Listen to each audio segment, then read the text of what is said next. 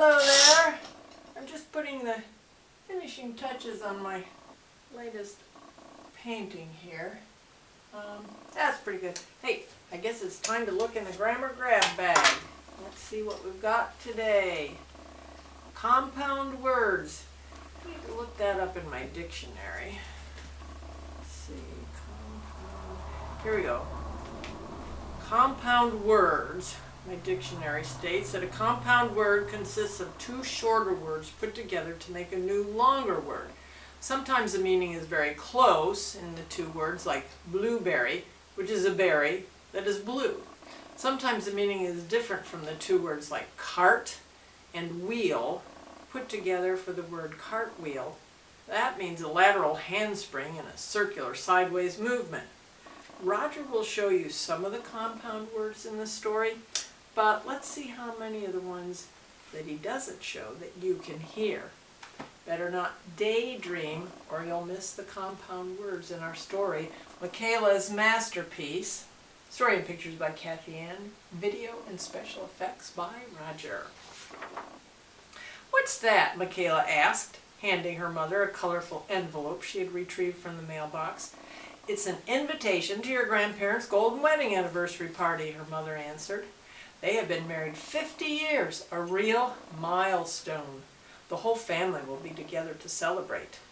Makayla thought for a minute. 50 years is a long time, she declared. "I want to make them something special." "A homemade gift would be very nice," her mother affirmed. Makayla ran down the hallway to her bedroom to get out her sketchbook. Since art was her favorite subject, she decided to draw a picture. She sat down to brainstorm, drumming her fingernails on her desk. She looked at the objects around her room for ideas. Maybe the fish bowl with her goldfish, her baseball and glove, her barnyard farmhouse set. No, those were too silly. Makayla leaned on her windowsill and looked outdoors for inspiration. She saw butterflies, a hummingbird, and grasshoppers. No, those were too flighty.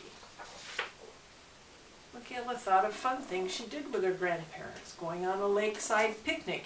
They built a sandcastle, saw a lighthouse, and rode in a rowboat. No, those were too hard. She wondered about painting a still life picture of strawberries or watermelons or grapefruit. Nah, those are too easy. Makayla started doodling, but didn't like anything. She ripped the papers out of her notepad and tossed them over her shoulder, missing her wastebasket. "What on earth is going on? It looks like a big snowstorm came through here," Makayla's mother said, standing in the doorway of her room. Crumpled paper littered the floor. "I can't think of what to draw. Everything I try looks dumb," Makayla said, wrinkling her eyebrows. "Turn that frown upside down. Some way, somehow, sometime, you'll come up with a powerhouse painting praiseworthy of being under a spotlight," her mother encouraged, pulling on her daughter's pigtail. That evening, moonlight peeked through her window, but not enough to continue drawing. Makayla turned on her flashlight, trying to come up with the right picture until her dad knocked on the door and said, "Lights out. It's bedtime." At daybreak, after a breakfast of blueberry oatmeal and peppermint pancakes, Makayla skimmed through her art book to get ideas from one of the famous artists. Jackson Pollock's outstanding abstract paintings looked too messy. She tried a watercolor landscape like the Impressionist Claude Monet, but the colors ran together looking more like a mudslide than a waterfall. Makayla decided against a portrait of her dog in the Cubism style of Pablo Picasso because she liked his eyeballs next to each other. She couldn't finish the wildflowers she started in George Seurat's pointillism technique. All those polka dots made her dizzy. At nighttime, standing in the bathroom after putting toothpaste on her toothbrush, Makayla stood making funny faces in the mirror as she brushed her teeth. Then it came to her.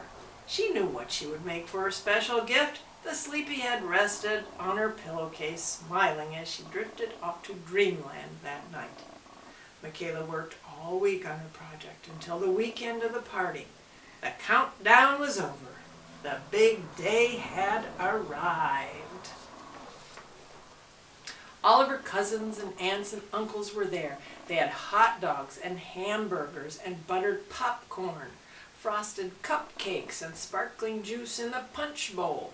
Upbeat soundtracks played on her dad's smartphone in the background with songs of crazy keyboards and dueling bagpipes.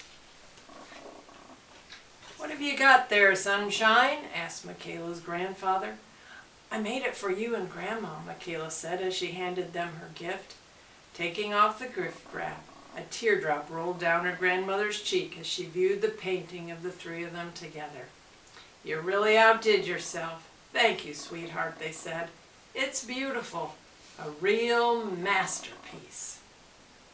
The end. Until next time.